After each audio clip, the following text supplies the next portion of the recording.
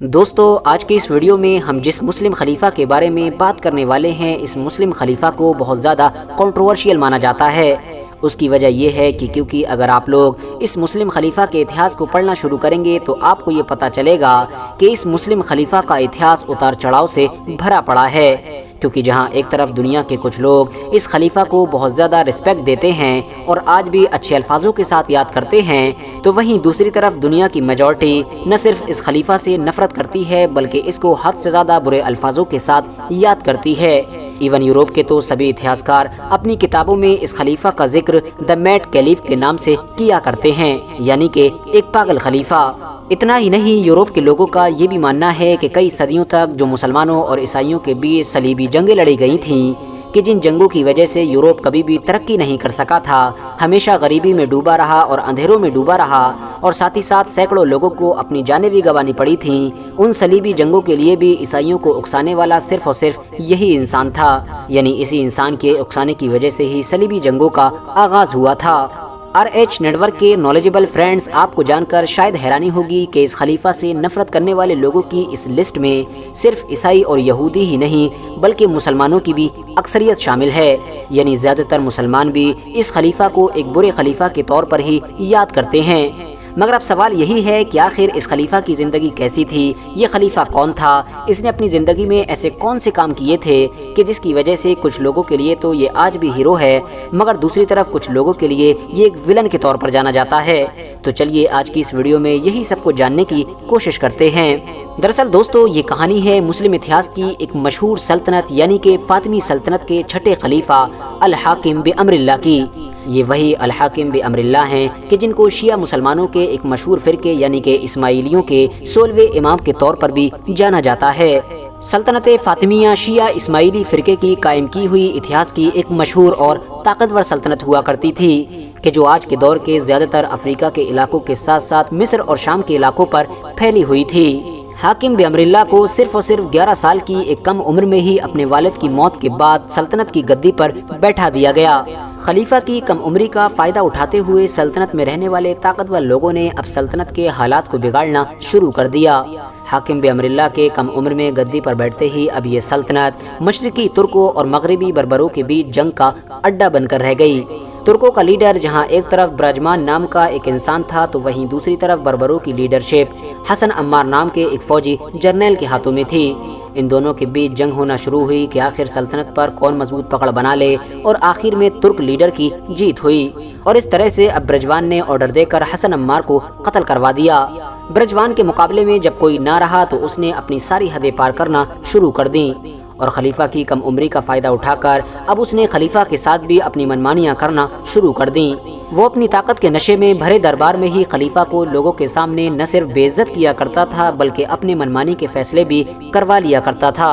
مگر دھیرے دھیرے وقت گزرا اور جب حاکم بامر اللہ کی عمر 15 سال ہو گئی تو حاکم بامر اللہ نے اپنی بہادری اور ہوشیاری کا سہارا لیتے ہوئے اس برجوان نام کے ترک لیڈر کو قتل کروا دیا، اور اس طرح سے اب حاکم بامر اللہ کے راستے کے سارے پتھر ختم ہو گئے، اور اب پوری کی پوری سلطنت حاکم بامر اللہ کے ہاتھوں میں اچھی طرح سے آ چکی تھی، اور حاکم بامر اللہ نے اس کو اچھی طرح سے چلانا بھی شروع کر دیا تھا۔ دوستو، دنیا کے وہ زیادہ تر اتہاسکار بھی کہ جو اس خلیفہ کو غلط الفاظوں کے ساتھ یاد کرتے ہیں اور اس خلیفہ کو برا مانتے ہیں، ان کے مطابق بھی حاکم بامر اللہ کی سلطنت کے شروع کے دن بہت اچھے تھے، اور حاکم بامر اللہ کے فیصلے بھی ٹھیک ٹھاک ہوا کرتے تھے۔ مگر پھر سن 1005 عیسوی کے بعد نہ جانے اچانک سے ایسا کیا ہوا کہ حاکم بامر اللہ کے فیصلے عجیب و غریب ہونے لگے۔ حاکم بامر اللہ کے سلطنت چلانے کا طور و طریقہ بھی پوری طرح سے بدل گیا تھا۔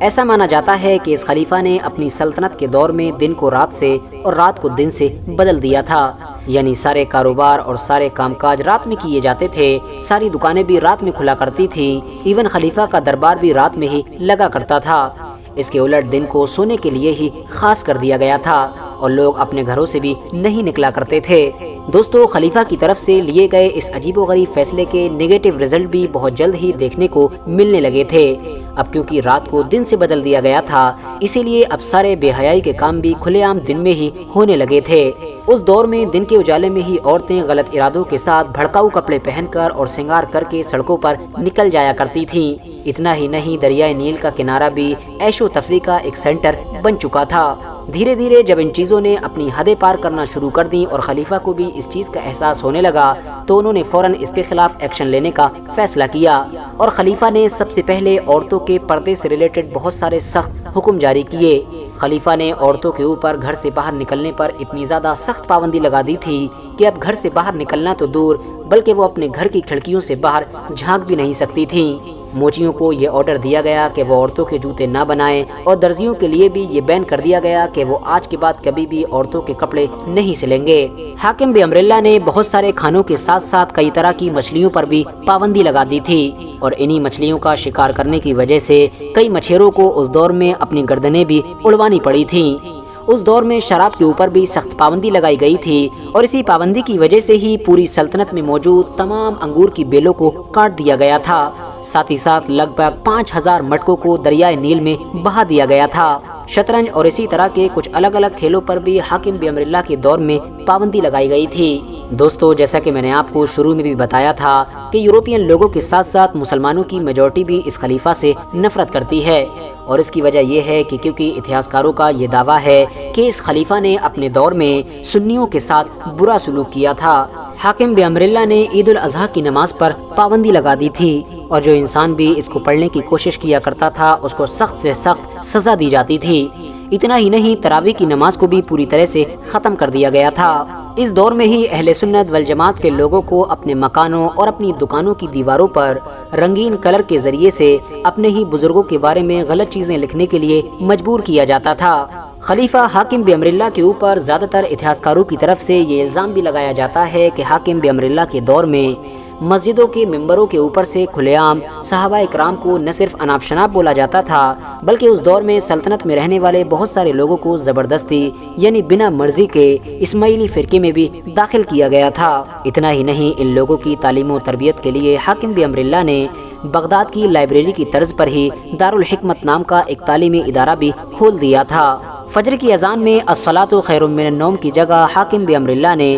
حی علی الخیر العمل کہنے کا آرڈر جاری کیا تھا، اور اس جگہ پر یہی کلمات کہے جانے شروع کیے گئے تھے۔ رمضان کے پاک مہینے سے ریگارڈنگ بھی حاکم بامر اللہ نے اہل سنت والجماعت یعنی سنی مسلمانوں کو یہ آرڈر دیا تھا کہ وہ روایتی دستور کو چھوڑ کر اپنی مرضی سے روزے شروع کریں اور اپنی مرضی سے ہی روزوں کو ختم کریں۔ آپ کو بتاتے چلیں کہ مذہبی معاملات میں ایسے عجیب و غریب فیصلوں کی وجہ سے ہی وقت وقت پر حاکم بامر اللہ کو بہت سارے پروٹیسٹ اور بغاوتوں کا بھی سامنا کرنا پڑا، اور انہی ساری چیزوں کی وجہ سے دباؤ میں آ کر حاکم بامر اللہ نے اپنے بہت سارے فیصلوں کو واپس بھی لے لیا تھا۔ اب جہاں تک بات کریں یہودیوں اور عیسائیوں کی کہ آخر یہودی اور عیسائی لوگ حاکم بامر اللہ سے اتنی زیادہ نفرت کیوں کرتے ہیں، اور آخر ان کے سبھی اتہاسکار حاکم بامر اللہ کو دی میڈ کیلیف یعنی ایک پاگل خلیفہ کیوں کہتے ہیں، تو آپ کو بتاتے چلیں کہ یورپین اتہاسکاروں کے مطابق حاکم بامر اللہ نے عیسائیوں اور یہودیوں کے ساتھ بہت برا سلوک کیا تھا۔ اتہاسکاروں کے مطابق حاکم بامر اللہ نے اپنی سلطنت میں رہنے والے اہل کتاب یعنی یہودیوں اور عیسائیوں کو اس بات پر مجبور کیا تھا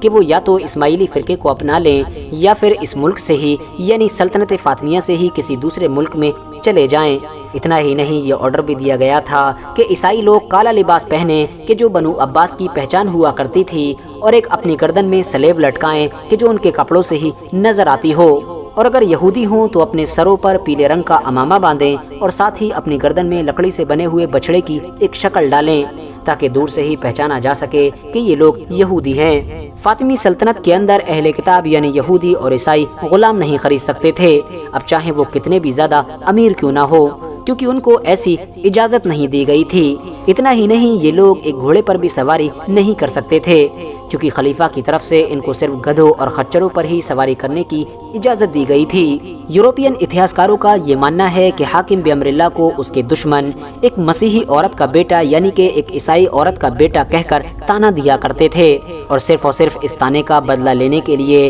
حاکم بامر اللہ نے اپنی سلطنت میں موجود بے شمار مشہور گرجا گھروں کو گروا دیا تھا۔ ایون یروشلم شہر میں موجود وہ گرجا گھر کہ جس کو عیسائی دھرم کا سب سے پوتر گرجا گھر مانا جاتا ہے، اس کو گرانے کا الزام بھی یورپین لوگوں کی طرف سے حاکم بامر اللہ کے اوپر ہی لگایا جاتا ہے، اور شاید یہی وجہ ہے کہ آج بھی زیادہ تر یورپین لوگوں کا یہ ماننا ہے کہ صلیبی جنگیں شروع ہونے کے جو بہت سارے ریزنز تھے، اس میں سے ایک بڑا ریزن سلطنت فاطمیہ کا یہ خلیفہ یعنی کہ حاکم بامر اللہ بھی تھا۔ اتہاسکاروں کا یہ بھی ماننا ہے کہ اپنی زندگی کے آخری دنوں میں हाकिम बि अम्रिल्लाह ने यह दावा भी किया था कि उसके अंदर खुदा हुलूल कर गया है। हाकिम बि अम्रिल्लाह की तरफ से अपने फॉलोअर्स को ये ऑर्डर भी दिया गया था कि जैसे ही मेरा नाम सुना करो तो फौरन सजदे में झुक जाया करो। धीरे धीरे न सिर्फ बहुत सारे लोगों ने हाकिम बि अम्रिल्लाह के नज़रियात और थॉट्स को अपनाना शुरू किया, बल्कि उसका प्रचार भी करना शुरू कर दिया। दूर दराज के इलाकों में जाकर हाकिम बि अम्रिल्लाह के फॉलोअर्स हाकिम बि अम्रिल्लाह के नज़रियात का प्रचार किया करते थे,